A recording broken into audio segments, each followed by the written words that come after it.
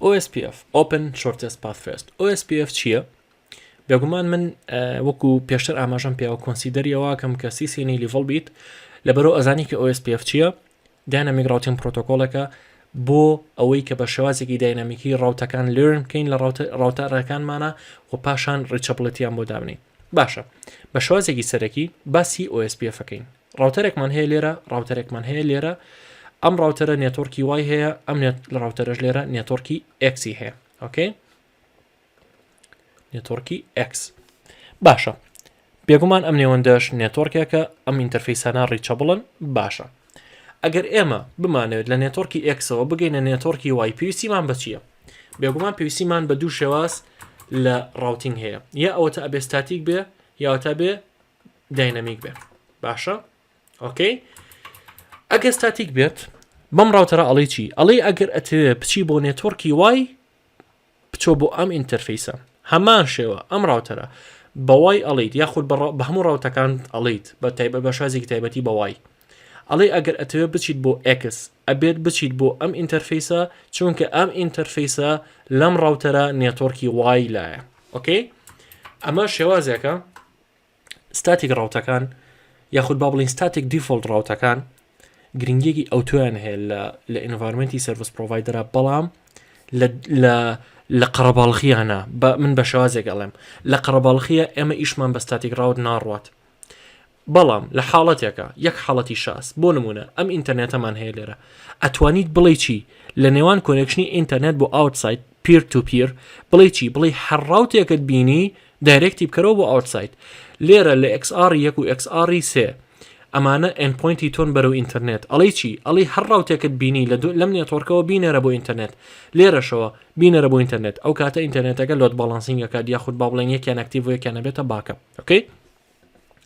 کۆنفیگریشنی نێوان ئەو ئاوتساید و ئینسایدە بۆ دوایی بەڵام تەنها ویستم لەوە تێبگەن کە دیفۆڵت ڕاوت یاخود با بڵین ستاتیک دیفۆڵت ڕاوت یاخود ستاتیک ڕاوت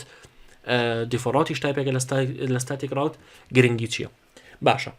نەیبەرشپ پێویستە بوونی هەبێت لە بینی ڕاوتەرەکانە تاوەکو OSPF-ەکان بتوانن LSU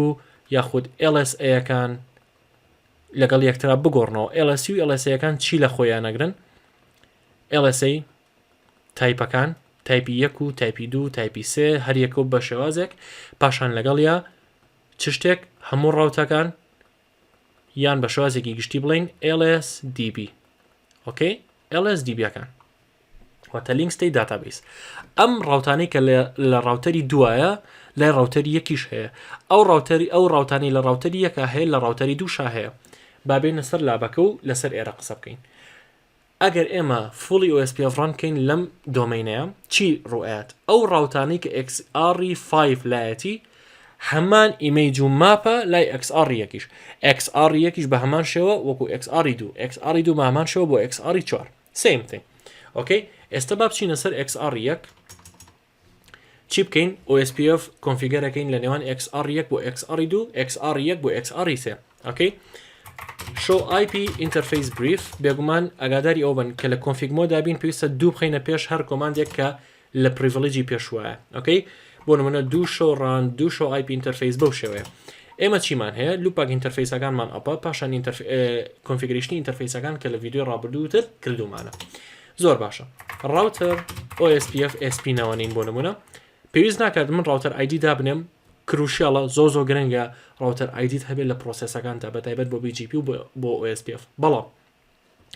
لەبەرەوەی کە من لوپاک ئینتەرفەیسێکی ئەکتیڤم هەیە پێویستم بەوە نیە چونکە ئۆتۆماتیکی لوپاک ئینتەرفەیسەکە ئەبێتە ئایدنتیتی و ID بۆ OSPF و BGP-ەکەش بۆچی من بە شازێ دامناوە بۆ منە حەڤەیەک حەڤەدوو حەڤەسێ حەڤەچوار کەواتە ئەبێتە ئایدنتیتی بۆ ڕاوتەرەکان بەپێی نمبەر و بەپێی ژماری ڕاوتەرەکان. ئۆکەی پاشان کۆنفیگریشنی ئێریامان هەیە ئێریا 0 بۆ منە هەموو بۆ هەموو ڕاوتەرەکان ئێریای 0 بەکارێنین چونکە لە 100 ڕاوتەر زیاترمان نییە کەسکی 100 ڕاوتەرمان دانەوە کاتاتوانین ئێریاش جیا بکەینەوە. زۆر باشە ئێریای 0 پاشان ئەڵێن ئینتەرفەیس گیگابیت ئیثەرنەتی 0.0.0.1 بۆ نمونە پاشان exit 2 exit show commit changes difference ئەبینین کە OSPF-ێک ڕانەکەین دوو ئینتەرفەیسەکە 1 و 2 ئەکەینە ناو دۆمینەکەەوە لای خۆمانەوە کۆمیتەکەین. زۆر باشە لێرەیە لە XR2 دوو شۆڕان ڕاوتەر OSPF بێگومان هیچ کۆنفیگریشنێکمان نییە بە هەمان شێوە identical router OSPF SP ئەکرێ ئەمە جیاواز بێت گرنگ نییە وەکو یەک بێ و پرۆسس نەیمە یاخود پرۆسس نمبەرە هیچ جیاوازیەک دروست ناکات ئێریای 0 ئینتەرفەیسی گیگابیت ئیثەرنەتی 0001 کۆمنت باشە ئەگەر بینە دەرەوە show OSPF neighbor two-way okay two-way سیریەکەین هەتاوەکو ئەبێتە full هێشتا لە two-way بێگومان OSPF داینامیک ڕاوتینگێکی خێرانیە بەڵام چارەسەرمان بۆ ئەوە هەیە کە بەکارهێنانی BFD-ە ڕەنگە کۆنسیدەری BFD بکەین لە ڤیدۆکانی داهاتوو بەڵام بۆ ئێستا گرنگ نییە show OSPF neighbor باشە لەگەڵ حەڤەدووە لە ئەکستارتە بێگومان ماوەی کتر ئەبێ بچێتە فۆڵۆ تا ئەوە بێ بە فۆڵ ئێمە لێرە چیەکەین ڕاوتەری سێش کۆنفیگەرەکەین router OSPF SP area 0 interface gigabit ethernet 0002 and show commit change the difference باشان commit good وەکۆ بینن OSPF مان نەبوو ئێستا زیای کردووە چکە پڵاسەکە لە تەنیشتوێتی زۆر باشە بات چێکێکی ئێرە بکەین ئێستا بوو بە فۆڵ پاشان لەگەڵ خوارەوە ئینیشیاڵە ئێستا هەردوو لامان فۆڵە ئۆکەی XR3 show OSPF neighbor چیمان هەیە full XR2 show OSPF neighbor ئەویش فۆڵە باشە ئێستا لوپاکی دوو ئەدڤەرتایزەکەمە ناو دۆمینی OSPF-ەکەمان بزانین چی ڕۆیات لە XR3ەوە ئێوە خۆتان ئەزانن کە ئێمە OSPF-ەکەمان بەم شێوازەیە تا ئێستا بەم شێوازە هیچ شتێ ڕوونایەت باشە لە XR3ەوە پینگاگەکەین بۆ 10.7.2